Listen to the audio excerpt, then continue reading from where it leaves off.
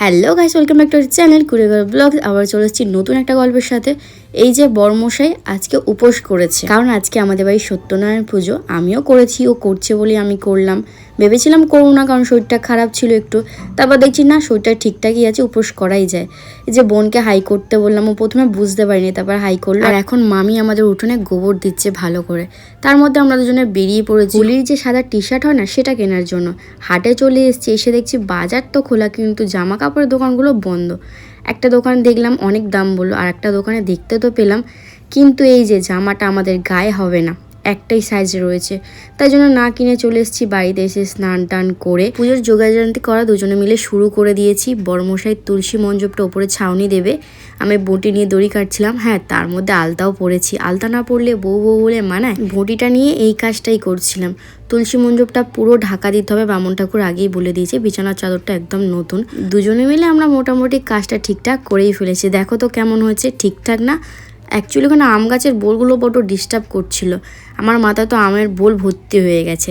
তারপরে সেকেন্ড কাজ আমাদের আলপনা দেওয়া। তো আমি প্রথমে কি ডিজাইন করবো ভাবতেই পারছিলাম না, একটা ডিজাইন করতে গিয়ে আর এক রকম হয়ে গেছে। এটাই হয় আর কি।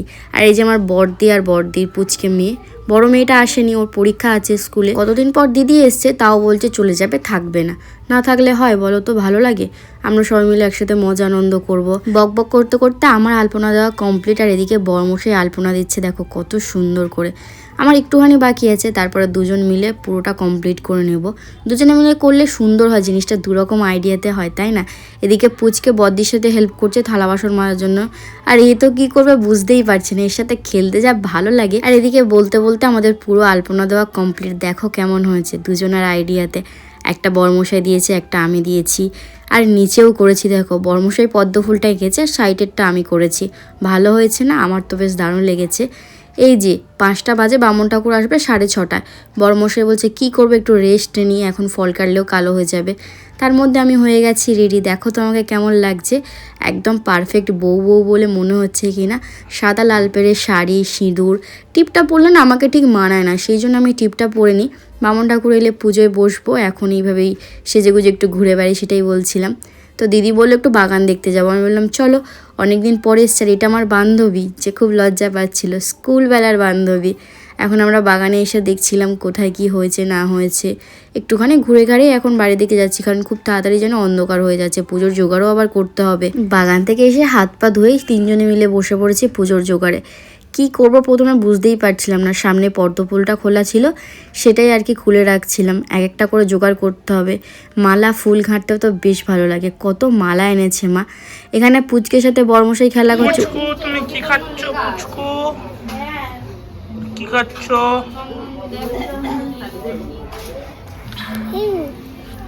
কি কিউট, তাই না? যখন আমি এডিট করছি এত সুন্দর, এই ক্লিপটা 2-3 বার দেখেছি। তারপর মোটামুটি আমাদের অনেকটাই জোগাড় হয়ে এসছে। এদিকে বড়মশাই লাইটটা ঠিক করতে গিয়ে কারেন্ট খেয়েছে। সেই সিনটা তো নিতে পারিনি, হঠাৎ করেই কারেন্টটা খেয়ে গেছে। তারপরে এখন লাইটটা মোটামুটি ঠিকঠাক হয়ে গেছে। লাইটের আলোতে বেশ সুন্দর লাগছে। আমরা তুলসী মণ্ডপটা সুন্দর করে সাজিয়েছি। তবে জোগাড় এখনও আমাদের শেষ হয়নি। ফল কাটতে কাটতে বদ্দি চলে গেছিলো, পুচকেটা কাঁদছিল বলে। তারপর দীপিকা বাকিটা করছে। আর এদিকে আমি প্রদীপগুলো সাজিয়ে রাখছি, যতটা হয় আর কি আমার দ্বারায় ততটাই করছি। সকাল থেকে উপোস আছি তো, বেশি ভারী ভুরি কাজ করতে একদম ভালো লাগছিল না। তার মধ্যে দীপিকা বলল কলাগুলো ছাড়ানোর জন্য, সিন্নি প্রসাদ হবে। আর এই পুজোর মেন প্রসাদ হলো সিন্নিটা, কিন্তু খুব সাবধানে করতে হয়।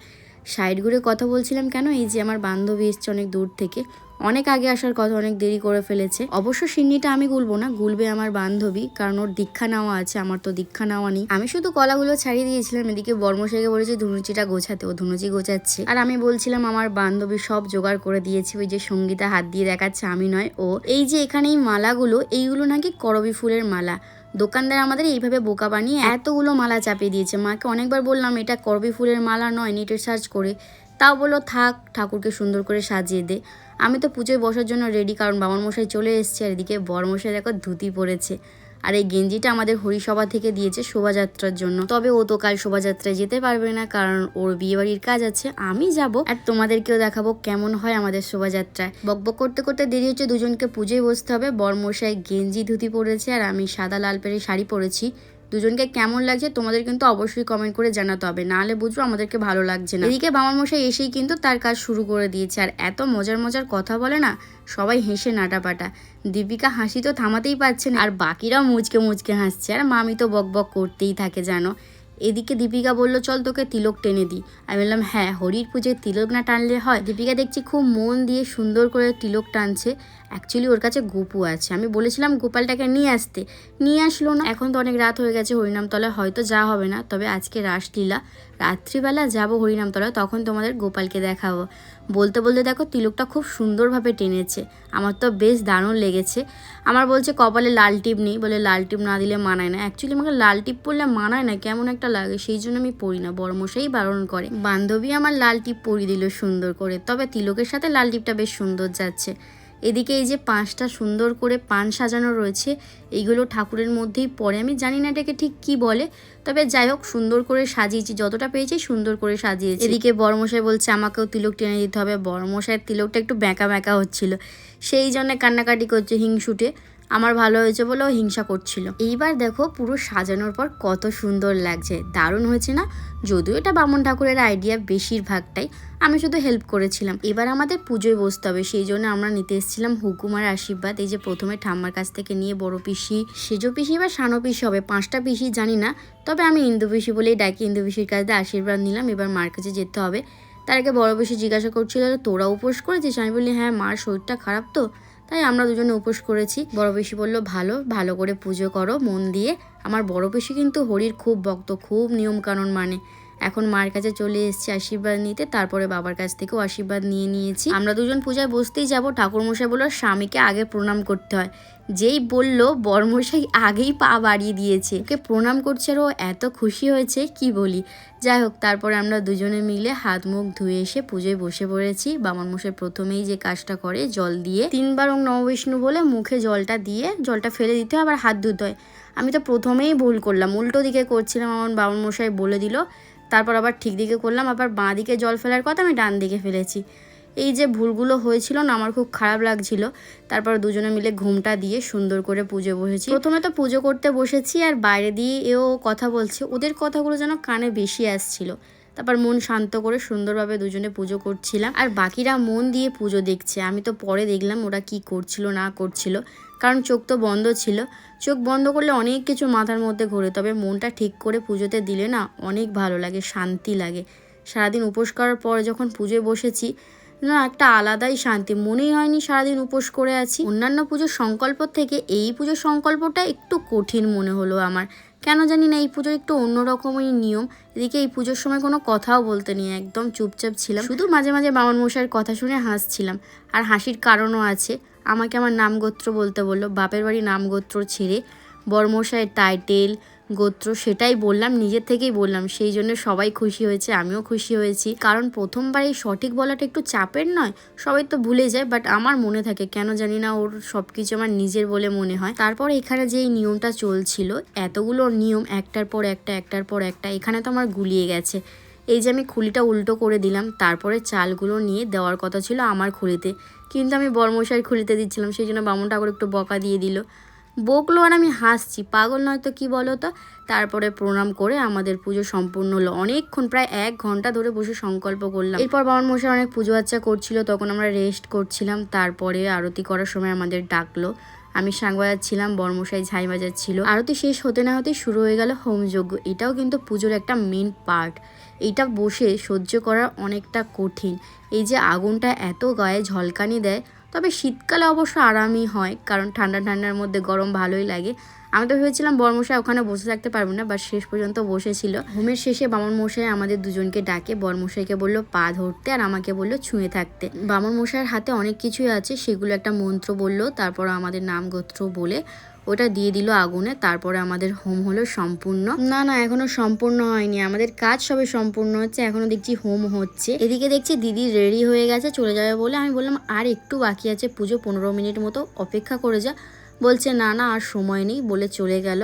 তারপরে হোমের মধ্যে থেকে কালি বের করে আমাকে আর বর্মশাইকে প্রথম টিপ দিল, তারপর বাকিদেরকে টিপ দিল। আর আমরা শেষ পুজোতে বসে পড়েছি। এই অঞ্জলিটা দেওয়া হয়ে গেলে মোটামুটি আমাদের পুজো শেষ। আমি তো উঠতেই যাবো, বামুন ঠাকুর বললো এখন বসো, এখনো কাজ বাকি আছে। দেখছি একটা কলা পাতায় 5 জায়গায় একটু একটু করে সিন্নি দিয়েছে, এটাকে খেতে হবে।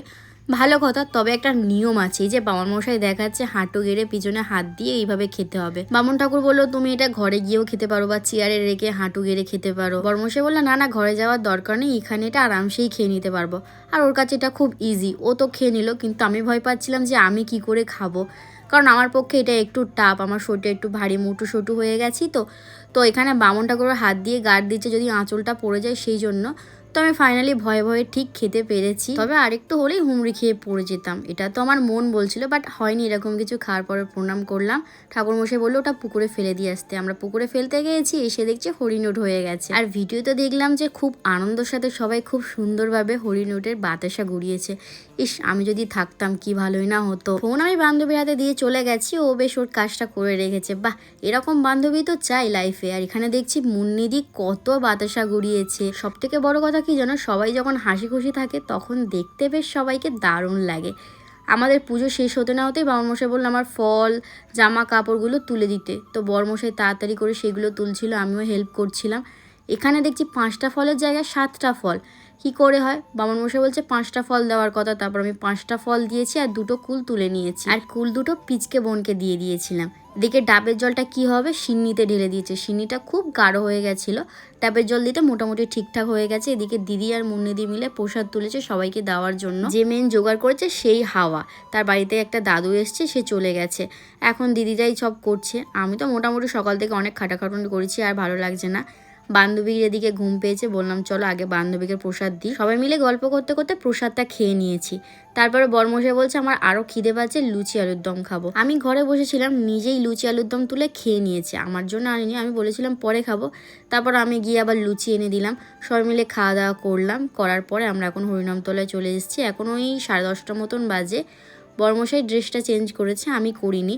আর আমাদের প্যান্ডেলটা দেখো, সামনের গেটটা দেখলে কত সুন্দর সাজানো। এইবারে ধাপে ধাপে লাইটিং, সুন্দর করে গেট দেওয়া, ফুল দেওয়া, অসাধারণ লাগছিল। আমার তো বেশ দারুণ লাগছিল।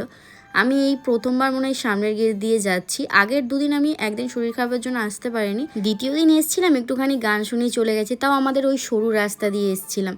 আর আজকে এই রাস্তা দিয়ে আসছি। এখন রাস্তায় ফাঁকা দেখছো, কিন্তু ভিতরে বিশাল ভিড়। বিশ্বাস করো, তোমরা গেলেই দেখতে পাবে। বান্ধবীর ঘুম পেয়েছে, তাই জন্য এখন বান্ধবীকে ঘুরতে নিয়ে এসেছি। নাহলে আমি একেবারে রাতেই আসতাম। অবশ্যই রাতে দীপিকাকে নিয়ে আসবো, দীপিকা, গোপাল, দীপিকার মা, আমরা সবাই আসবো। গেটটা কেমন লাগলো তোমরা অবশ্যই জানিও। মোটামুটি এখনও অনেকটাই বাকি আছে দেখানোর। এখানটা মোটামুটি 2-1টা খাবারের দোকান বসে। তারপরে আবার সামনে এখন যেতে হবে। আগের দিন বলেইছিলাম অনেকটা রাস্তা অনেক রকমভাবে সাজানো থাকে। ওখানে আমরা 2 রকমভাবে দেখলাম, এখন আবার আর এক রকমভাবে। এখানে একটা বড় শিব ঠাকুর রয়েছে, মন্দির আছে। এখানে আবার একরকমভাবে সাজিয়েছে সুন্দর করে। এখানে খেলনার দোকানগুলো বসে। আগে এখানে খাবার দোকান বসতো, প্রচুর নোংরা করে বলে এখানে আর বসতে দেয় না। আর ভিড়ও হতো খুব এই সরু জায়গার মধ্যে এতগুলো খাবার দোকান বসালে, সেই জন্য বাইরে করে দিয়েছে। আর এখানে দেখো কত সুন্দরভাবে লাভগুলো করা রয়েছে। আগের দিন তো তোমরা দেখেছো লাভ করাগুলো। আর এই শেষ মেন গেট সাজানো। আর হরিসভাটা দেখো, ভিড়ে ভিড়। এখন ওই 10:30 মতো বাজে বললামই, পুরো ভিড়ে ভিড় হয়ে গেছে। আর এখন আমাদের হরিসভায় গান করছিলেন অনুরাগ চ্যাটার্জি, বিখ্যাত এক গায়ক। খুব সুন্দর গান করছিলেন, বয়সও খুব বেশি নয়। এই যে সবাই দেখো মন দিয়ে গান শুনছে, আমিও একটু শুনছিলাম। তারপর ভাবি একটু চারিদিকটা দেখে নিই, তারপরে একেবারে গান শুনতে বসবো। আমার বান্ধবী তো গান শুনে খুব ভালো লেগে গেছে। আর দেখো খুব অল্প বয়সী মনে হচ্ছে না দেখে, সত্যি বলতে এমনি ওনার বয়সটা অনেকটাই কম। আমি তো বসে হরিনাম শুনবো, তার আগে চারিদিকটা দেখে নিই কেমন কি সাজিয়েছে। অনেক রকমভাবে সাজায় তো। এখানে দেখছি পঞ্চমুখী সাপের উপর কৃষ্ণ ঠাকুরকে দাঁড় করিয়ে রেখেছে। আর এটা হচ্ছে আগের বছরের শোভাযাত্রায় যারা যারা যেভাবে গিয়েছে, কিছু ফটো, কিছু স্মৃতি, সেইগুলোই সুন্দর করে সাজানো আছে। আবার এখানে দেখছি কৃষ্ণ ঠাকুরের নিচে ঘর দিয়ে পুজোও করা হয়েছে। বাহ, বেশ ভালো লাগলো। আর এক সাইডে সাজানো হয়েছে এইভাবে, লেখা আছে সময় গেলে সাধন হবেন। বাহ, কথাটা বেশ ভালো। হরে কৃষ্ণ লেখা, সুন্দর করে গাছপালা দিয়ে সাজানো। আর এই যে সুন্দর করে সাজানো, এটা কিন্তু এখানে ফেমাস। প্রত্যেক বছরে এক এক রকমভাবে এক এক রকম করে সাজায়। তবে এবছরটা একটু অন্যরকমই ছিল। তবে একটা জিনিস কমন আছে, দোলনার মধ্যে রাধাকৃষ্ণকে বসানো। প্রত্যেক বছরই দোলনার মধ্যে রাধাকৃষ্ণ ঠাকুর বসায়, এবারে দেখছি পিতলের রাধাকৃষ্ণ বসিয়েছে দোলনার মধ্যে। রাসেতে যদি দোলনার মধ্যে রাধাকৃষ্ণ না বসানো হয় তাহলে তো রাস অসম্পূর্ণ থেকে যাবে। রাখাল রাজা বলে দেনা কোথায় বৃন্দাবন, শ্যামে কুণ্ড রাধা কুণ্ড গিরি গোবর্ধন হরি বল। কি গানের গানটা কেমন ছিল, দারুণ না? আমাদের তো দারুণ লেগেছে, আমরা একটুখানি শুনেই মুগ্ধ হয়ে গেছিলাম। তবে গানটা প্রায় শেষের দিকে, লাস্টে 2-4টে গান করে হয়তো ছেড়ে দেবে। তবে আমি আর সঙ্গীতা বসে পড়েছি গান শোনার জন্য। আর লাস্টে সবাই যখন হরিবল বলে হাত তোলে না, আমিও তুলি, দেখতে বেশ দারুণ লাগে। এই যে সঙ্গীতা আর আমি বসে আছি, আমি তো মন দিয়ে গান শুনছি আর গা দোলাচ্ছি। এদিকে হরিনাম প্রায় শেষের দিকে, একে একে সবাই উঠে বাড়ির দিকে যাচ্ছে। আমরাও টুকটুক করে বাড়ির দিকে গিয়ে ঘুমিয়ে পড়বো, কারণ আমরা রাত 2টোর সময় রাসযাত্রা শুনতে আসবো। এই যে বরমশাই 2টোর সময় উঠে পাঁপড় ভাজা খাচ্ছে, আর এদিকে দীপিকার মা দীপিকা আমাদের ডাকতে এসছে। আমি তো ঘুমিয়ে পড়ে গেছিলাম, দীপিকা ফোন করেছে বলে উঠলাম। সঙ্গীতাকে কতবার ডাকলাম, তবে সে উঠলো না, ও ঘুমাক। আমরা 4জনে মিলে এসেছি, দিদিরা ওদিক দিয়ে এসছে। এই দেখো সেই গোপালকে দেখাবো বলেছিলাম না, গোপাল কি কিউট, কি মিষ্টি না। এদিকে যেতে যেতে দেখছি রাস্তা পুরো ফাঁকা, সবাই মনে হয় মন দিয়ে রাস শুনছে। সন্ধেবেলা যা ভিড় হয়েছিল, মানে ওই 10টার দিকে, এখন মোটামুটি সেই তুলনায় অনেকটাই ফাঁকা। তবে অন্য বছর এই সময় প্রচুর ভিড় থাকে, গা গলানো যায় না। এখন তো 3:10 দেখলেই সকাল 6টা পর্যন্ত গান হবে। আমি, দিদি, দীপিকা সবাই মিলে বসে পড়েছি গান শোনার জন্য। আর আমাদের রাস পরিবেশন করছে সুশীল রায়। প্রত্যেক বছরই করে, প্রচুর ভিড় হয় সত্যি বলতে। এবছর কেন ফাঁকা জানি না, হয়তো একই জিনিস বারবার দেখে আর দেখতে ভালো লাগে না। তবে সত্যি বলতে এই প্রথম মন দিয়ে আমি রাস শুনছি, নাহলে অন্য 2 বছর আমি নিচে ফাটিয়েছি, তার আগে 2 বছর আমি ঘুমিয়ে ঘুমিয়ে চলে গেছিলাম। তবে সত্যি বলতে এই বছরটা একদমই অন্যরকম। এখানে তো ছেলেরা নাচানাচি শুরু করে দিয়েছে। আর আমাদের রাসের মেন পর্ব যে সুশীল রায়, উনি আস্তে আস্তে মেয়ের সাজে সেজে উঠেছেন, সুন্দর করে শাড়ি পরেছেন, মুঠুক পরেছেন। আবার দেখছি একজন আর গোপালকে কোলে নিয়েছে। এই গোপালটা প্রত্যেক বছরই নিয়ে আসে কেউ একজন এখানে, জানো তো, সবাই গোপালটাকে কোলে নেয়, তাকে প্রণাম করে, আদর করে, কি ভালো লাগে। আমিও আগের বছরে কোলে নিয়েছিলাম। আর এখন মোটামুটি আমাদের রাস পর্ব শেষ হয়ে গেছে, লাস্টে নাচানাচি চলছে। আমি আছি, বান্ধবী আছে, দিদিরা আছে, দিদির বান্ধবীরা আছে, পিসিরা, অনেকে দিদিরা আছে, প্রচুর লোক এখানে রয়েছে। এইটুখানির মধ্যে এত ভিড়, সবাই যে হাত তুলে নাচছে, মানে এই নাচটা না দেখানোর জন্য নয়, অটোমেটিক রাধার নামে, রাধা কৃষ্ণার নামে নাচটা চলে আসে। আমরা তো মন খুলে দুহাত তুলে হরে কৃষ্ণ বলে নাচানাচি শুরু করে দিই আর কি। ছেলেরাও কিন্তু হরির নামে বেশ ভালোই নাচানাচি করছে।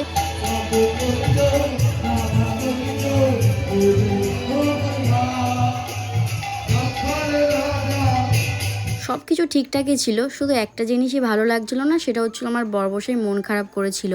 ওদের পাড়াতেও হরিনাম হয়, ও তো খুব আনন্দ করে, বাট এবছর করতে পারবে না। এটা ভেবে সত্যি বলতে আমারও খুব খারাপ লাগছিল, কিন্তু কি আর করা যাবে, সব কিছু তো আমাদের হাতে থাকে না।